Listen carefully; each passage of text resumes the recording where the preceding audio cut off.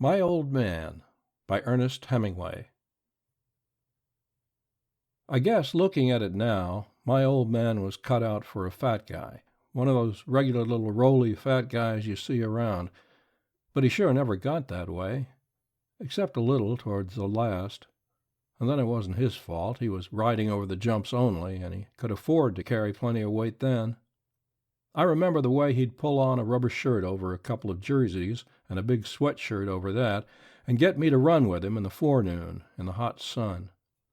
He'd have maybe taken a trial trip with one of Razzo's skins early in the morning after just getting in from Torino at 4 o'clock in the morning, and beating out to the stables in a cab, and then with the dew all over everything and the sun just starting to get going, I'd help him pull off his boots, and he'd get into a pair of sneakers and all those sweaters, and we'd start out.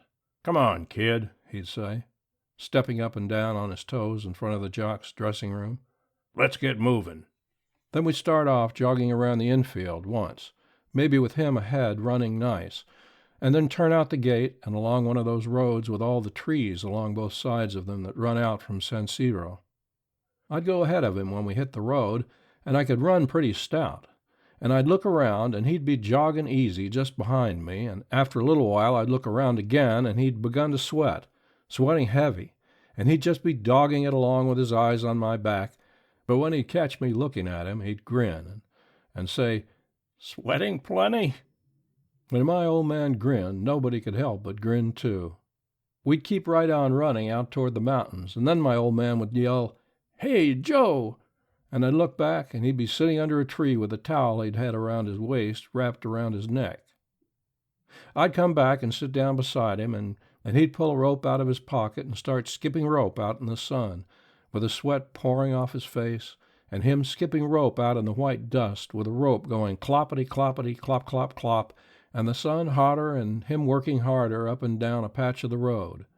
Say, it was just a treat to see my old man skip rope, too. He could whir it fast or lop it slow and fancy. Say, you ought to have seen wops look at him sometimes when they'd come by, going into town, walking along with big white steers hauling the cart. They sure looked as though they thought the old man was nuts. He'd start the rope whirling until they'd stop dead still and watch him, then give the steers a cluck and a poke with a goad and get going again. When I'd sit watch him working out in the hot sun, I sure felt fond of him. He sure was fun, and he'd done his work so hard, and he'd finish up with a regular whirring that'd drive the sweat out on his face like water, and then sling the rope at the tree and come over and sit down with me and lean back against the tree with a towel and a sweater wrapped around his neck. "Sure as hell keeping it down, Joe," he'd say, and lean back and shut his eyes and breathe long and deep. "It ain't like when you're a kid." Then he'd get up before he started to cool, and we'd jog along back to the stables. That's the way it was, keeping down to weight. He was worried all the time. Most jocks can just about ride off all they want to. A jock loses about a kilo every time he rides. But my old man was sort of dried out, and he couldn't keep down his kilos without all that running. I remember once at San Siro, Regoli, a little wop that was riding for Bozzoni, came out across the paddock going to the bar for something cool and flicking his boots with his whip after he'd just weighed in, and my old man had just weighed in too, and came out with a saddle under his arm, looking red-faced and tired and too big for his silks, and he stood there looking at young Regoli, standing up to the outdoors bar, cool and kid-looking, and I says, "What's the matter, Dad?" Because I thought maybe Regoli had bumped him or something, and he just looked at Regoli and said, "Oh, to hell with it," and went on to the dressing room. Well, it would have been all right, maybe, if we'd stayed in Milan and ridden at Milan and Torino, because if there was ever any easy courses, it's those two. "Pianola, Joe," my old man said when he dismounted in the winning stall after what the wops thought was a hell of a steeplechase. I asked him once, "This course rides itself. It's the pace you're going at that makes riding the jumps dangerous, Joe. We ain't getting any pace here, and they ain't any really bad jumps either. But it's the pace, always, not the jumps, that makes the trouble." San Siro was the swellest course I'd ever seen, but the old man said it was a dog's life, going back and forth between Mirafiore and San Siro, and riding just about every day in the week, with a train ride every other night. I was nuts about the horses, too. There's something about it when they come out and go up the track to the post. Sort of dancy and tight-looking, with the jock keeping a tight hold on them and maybe easing off a little and letting them run a little going up. Then once they were at the barrier, it got me worse than anything, especially at San Siro with that big green infield and the mountains way off and the fat wop starter with his big whip and the jocks fiddling them around and then the barrier snapping up and that bell going off and them all getting off in a bunch and then commencing to string out. You know the way the bunch of skins gets off. If you're up in the stand with a pair of glasses, all you see is them plunging off, and then that bell goes off, and it seems like it rings for 1,000 years, and then they come sweeping around the turn. There wasn't ever anything like it for me. But my old man said one day in the dressing room when he was getting into his street clothes, "None of these things are horses, Joe. They'd kill that bunch of skates for their hides and hoofs up at Paris." That was the day he'd won the Premio Commercio with Lantorna, shooting her out of the field the last 100 meters like pulling a cork out of a bottle. It was right after the Premio Commercio that we pulled out and left Italy. My old man in Holbrook and a fat wop in a straw hat that kept wiping his face with a handkerchief were having an argument at a table in the Galleria. They were all talking French, and the two of them were after my old man about something. Finally, he didn't say anything any more, but just sat there and looked at Holbrook, and the two of them kept after him, first one talking, then the other, and the fat wop always butting in on Holbrook. "You go out and buy me a Sportsman, will you, Joe?" my old man said, and handed me a couple of soldi without looking away from Holbrook. So I went out of the Galleria and walked over to in front of the Scala and bought a paper, and came back and stood a little way away because I didn't want to butt in, and my old man was sitting back in his chair looking down at his coffee and fooling with a spoon, and Holbrook and the big wop were standing, and the big wop was wiping his face and shaking his head. And I came up, and my old man acted just as though the two of them weren't standing there, and said, "Want an ice, Joe?"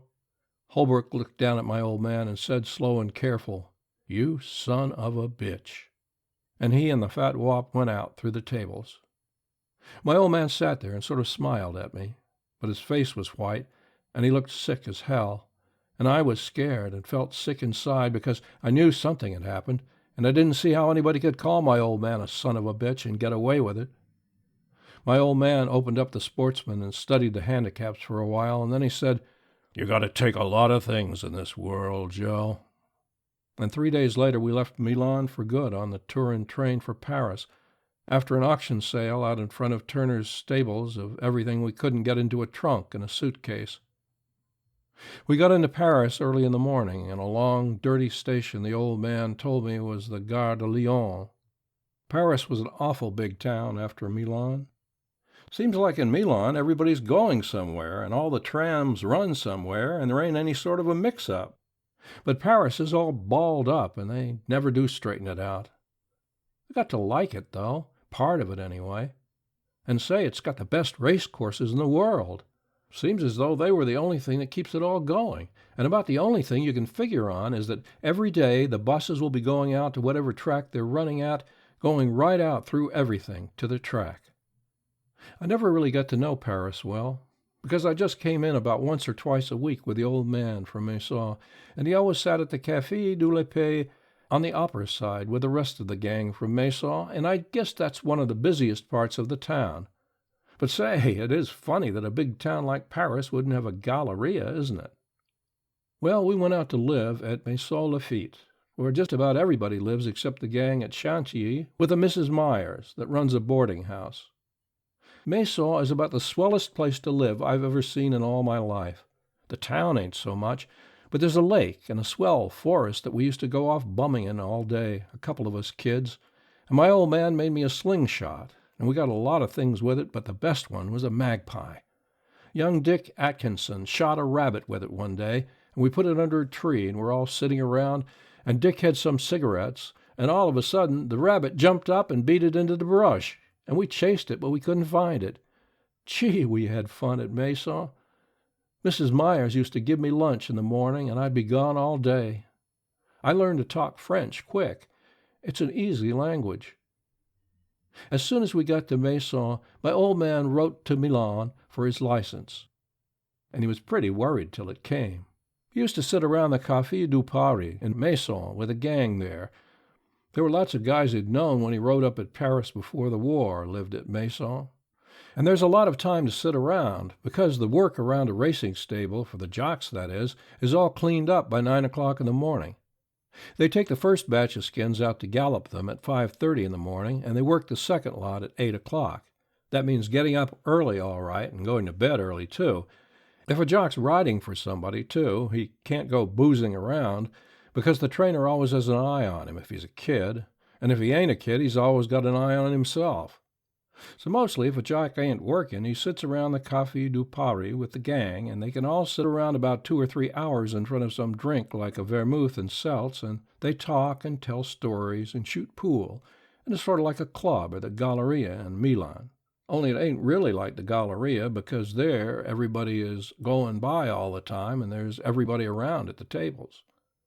Well, my old man got his license all right. They sent it through to him without a word, and he rode a couple of times.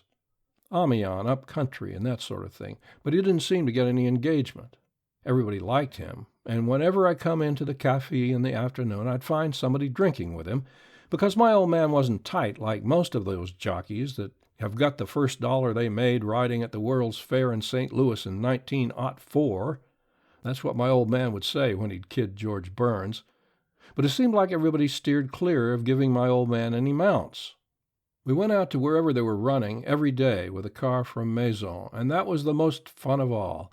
I was glad when the horses came back from Douvlay and the summer, even though it meant no more bumming in the woods, because then we'd ride to Enghien or Tremblay or Saint-Cloud and watch them from the trainers and jockeys' stand. I sure learned about racing from going out with that gang, and the fun of it was going every day. I remember once out at Saint-Cloud. It was a big 200,000 franc race with 7 entries, and Khazar a big favorite. I went around to the paddock to see the horses with my old man, and you never saw such horses. This Khazar is a big, yellow horse that looks like nothing but run. I never saw such a horse.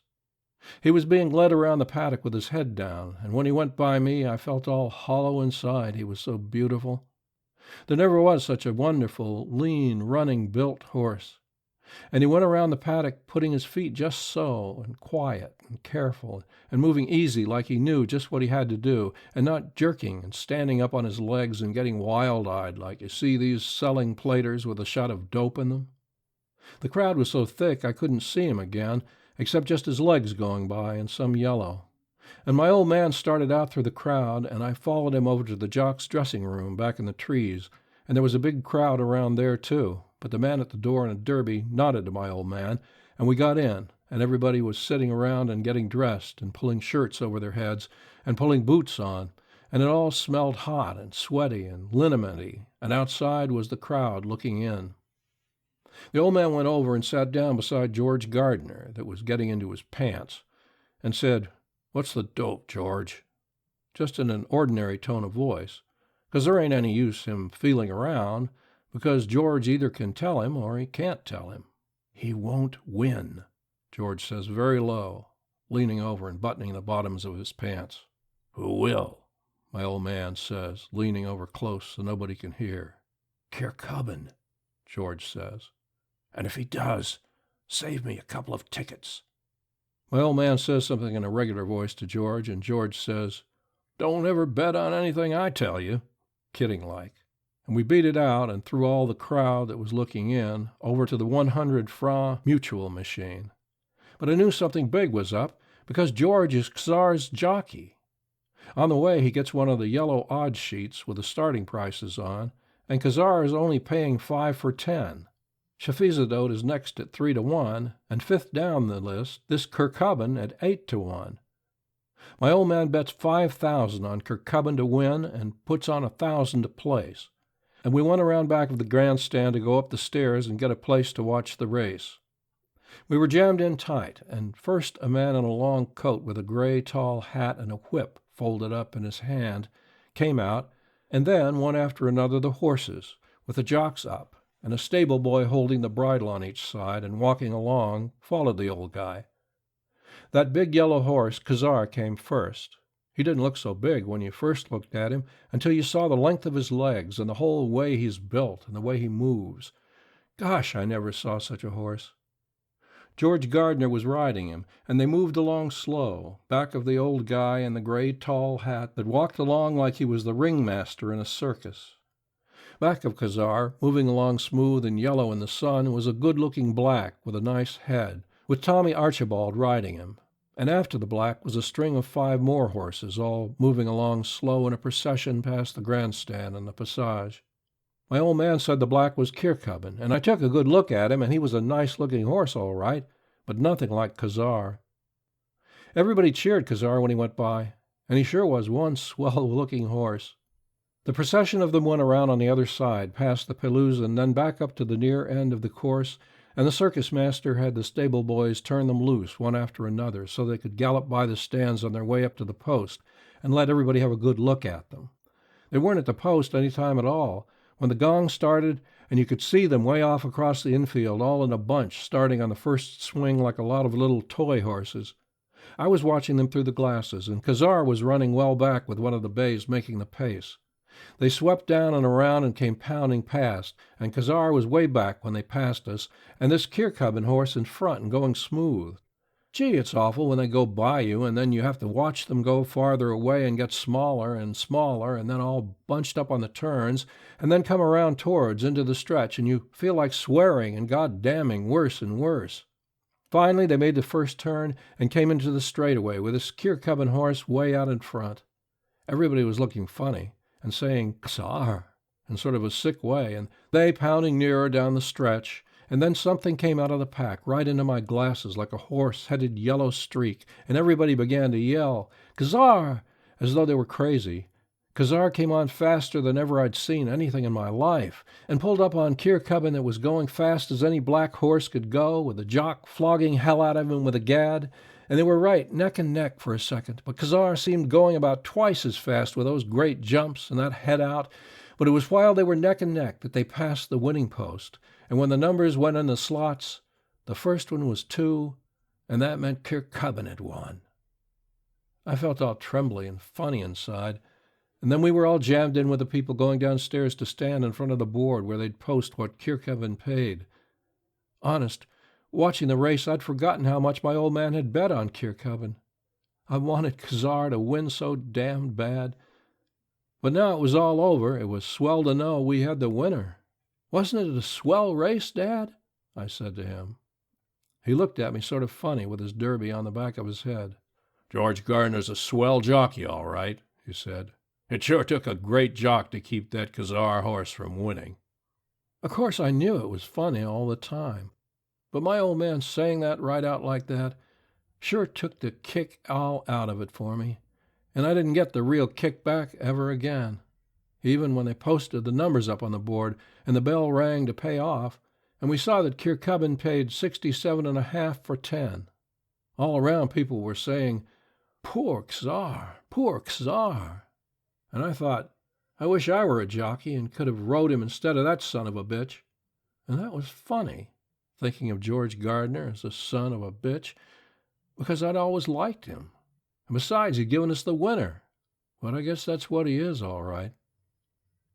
My old man had a big lot of money after that race, and he took to coming into Paris oftener. If they raced at Tremblay, he'd have them drop him in town on their way back to Maison, and he and I'd sit out in front of the Café de la Paix and watch the people go by. It's funny sitting there. There's streams of people going by, and all sorts of guys come up and want to sell you things. And I loved to sit there with my old man. That was when we'd have the most fun. Guys would come by selling funny rabbits that jumped if you squeezed a bulb, and they'd come up to us, and my old man would kid with them. He could talk French just like English, and all those kind of guys knew him because you can always tell a jockey. And then we always sat at the same table, and they got used to seeing us there. There were guys selling matrimonial papers, girls selling rubber eggs that when you squeezed them a rooster came out of them, and one old wormy-looking guy that went by with postcards of Paris, showing them to everybody. And of course nobody ever bought any. And then he would come back and show the underside of the pack, and they would all be smutty postcards, and lots of people would dig down and buy them. Gee, I remember the funny people that used to go by. girls around supper time looking for somebody to take them out to eat. And they'd speak to my old man, and he'd make some joke at them in French, and they'd pat me on the head and go on. Once there was an American woman sitting with her kid daughter at the next table to us, and they were both eating ices, and I kept looking at the girl, and she was awfully good looking, and I smiled at her, and she smiled at me, but that was all that ever came of it, because I looked for her mother and her every day, and I made up ways that I was going to speak to her, and I wondered if I ever got to know her, if her mother would let me take her out to Outier or Trombley, but I never saw either one of them again. Anyway, I guess it wouldn't have been any good, because looking back on it, I remember the way I thought out would be the best to speak to her was to say, "Pardon me, but perhaps I can give you a winner at Angien today." And after all, maybe she would have thought I was a tout, instead of really trying to give her a winner.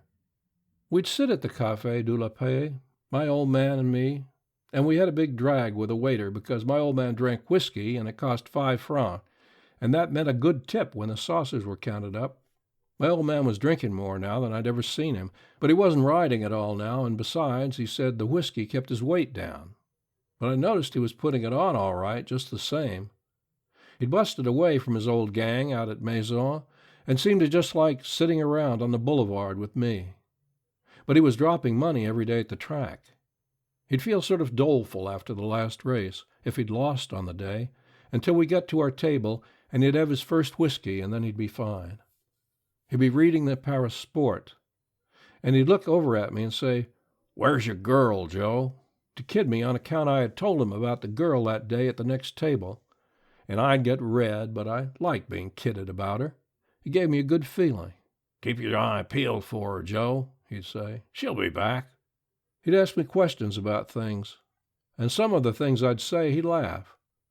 And then he'd get started talking about things, about riding down in Egypt or at Saint-Maurice on the ice before my mother died, and about during the war when they had regular races down in the south of France without any purses or betting or crowd or anything, just to keep the breed up. Regular races with the jocks riding hell out of the horses. Gee, I could listen to my old man talk by the hour, especially when he had a couple or so drinks. He'd tell me about when he was a boy in Kentucky and going coon hunting, and the old days in the States before everything went on a bum there. And he'd say, "Joe, when we got a decent stake, you're going back to the States and go to school." "What have I got to go back there to school for when everything's on a bum here?"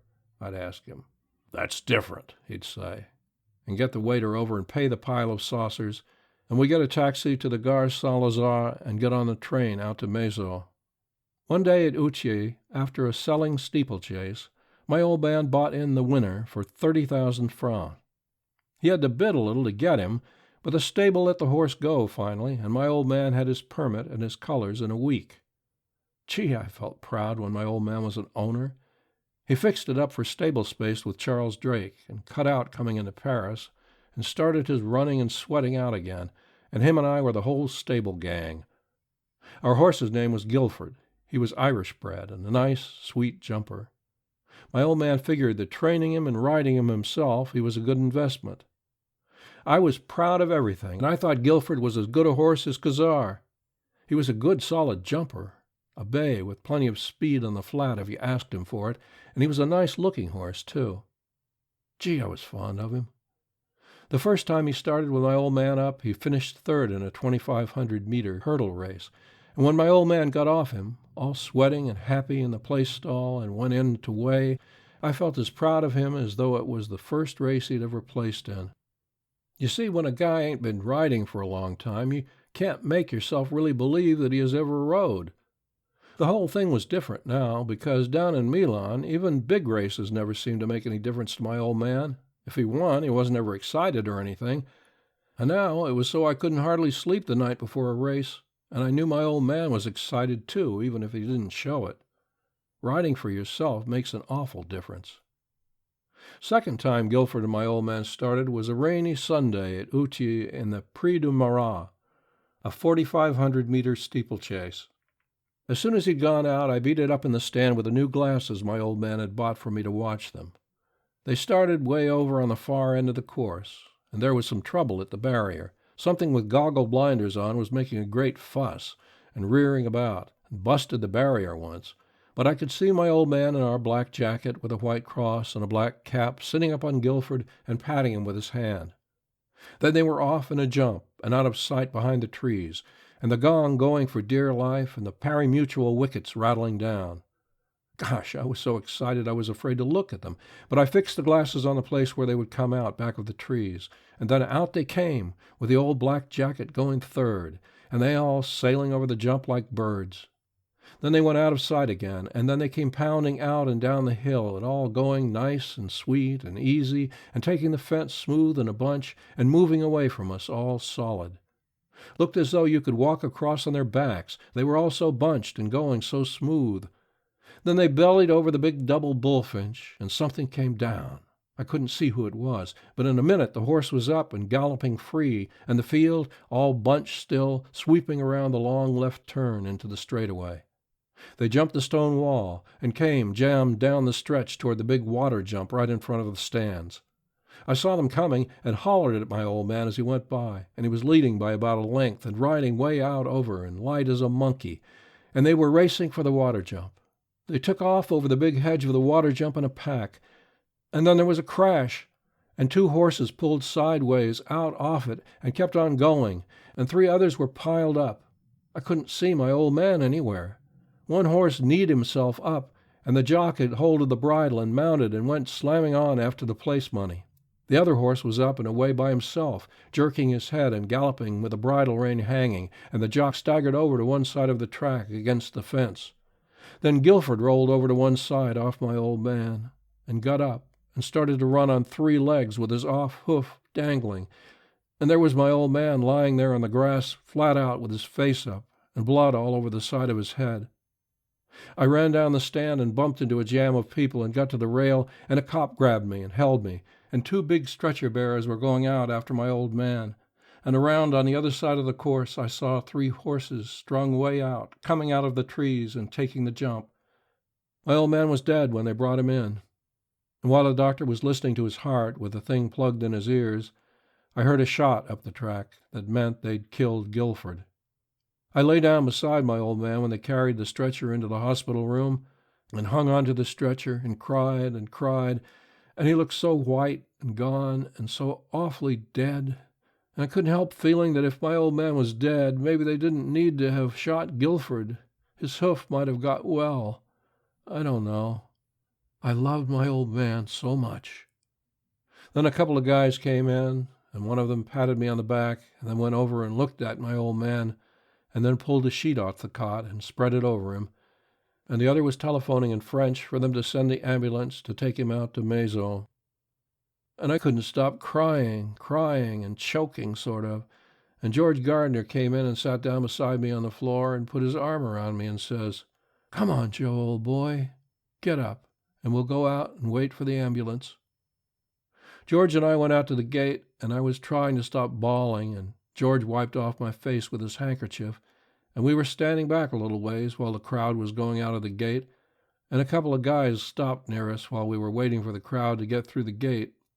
And one of them was counting a bunch of mutual tickets, and he said, "Well, Butler got his all right." The other guy said, "I don't give a good goddamn if he did, the crook. He had it coming to him on the stuff he's pulled." "I'd say he had," said the other guy, and tore the bunch of tickets in 2. And George Gardner looked at me to see if I had heard, and I had all right. And he said, "Don't you listen to what those bums said, Joe. Your old man was one swell guy. But I don't know. Seems like when they get started, they don't leave a guy nothing." End of My Old Man by Ernest Hemingway.